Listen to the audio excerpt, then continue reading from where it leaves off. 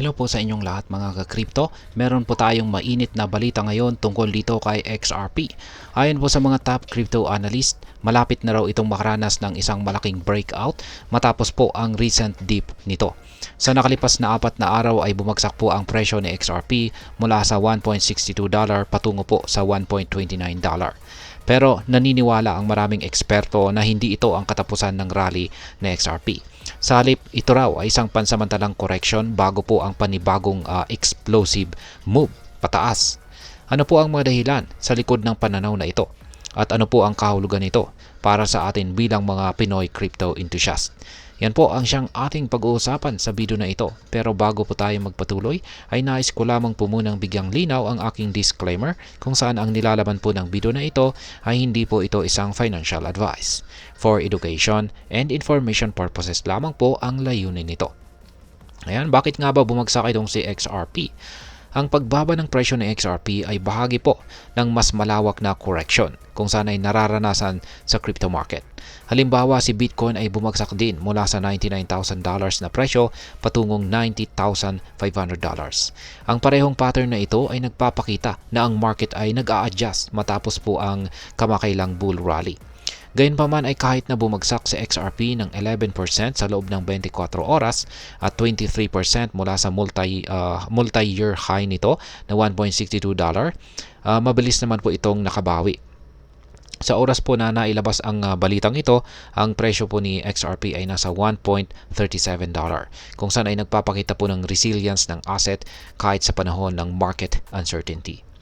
Ngayon ay ano naman po ang sinasabi ng mga analyst tungkol sa breakout na ito? Ayon po kay Crypto Scofield, si XRP ay malapit na pong makaranas ng breakout dahil sa symmetrical triangle na nabuo sa price chart nito. Ayan po yan, yung kanyang ibinahaging chart. Ang ganitong pattern ay madalas po na nauugnay sa mga explosive price movements pataas o pababa. Isa pang analyst na si Zeltima ang nagsabi na maaari pong mag-close si XRP ng isang Dragonfly Doji sa daily chart nito. Ang Dragonfly Doji ay isang bullish candlestick pattern na nagpapakita po ng malakas na posibilidad ng rebound matapos po ang downtrend. Samantala si Charting Guy naman ay isa na ring technical analyst kung saan ay siya naman po ay nagbigay ng mas detalyadong pananaw gamit po ang kanyang wave patterns. Ayon po sa kanya ay natapos na po ang wave 3 ng 3 nitong si XRP at kasalukuyang ito ay nasa wave 4 na correction. Ayan, yan po yung kanyang chart dito.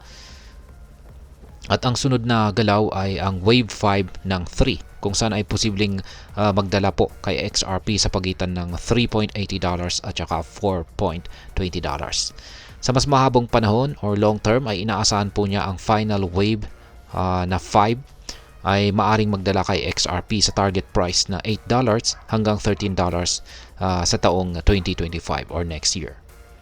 Ngayon ay ano naman po ang ibig sabihin nito para sa atin bilang mga Pinoy crypto traders o investors dito kay XRP? Ayan, una ay para po sa mga short-term traders. Kung ikaw ay short-term trader ay ang kasalukuyang dip ay maaari pong magsilbing pagkakataon upang bumili ng XRP bago po ang inaasahang breakout. Gayunpaman ay kailangan po nating maging handa sa mabilis na galaw ng presyo dahil ang market po ay nananatiling napaka-volatile. Pangalawa ay para naman po sa mga long-term investors.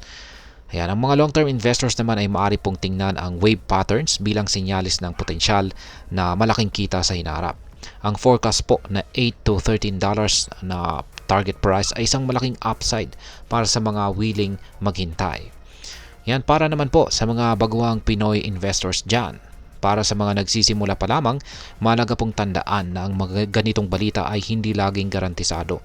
Mag-research, gumamit po ng tamang risk management strategies at huwag ilagay ang buong capital sa isang asset lamang. Ngayon ay ano naman po ang aking masasabi tungkol dito?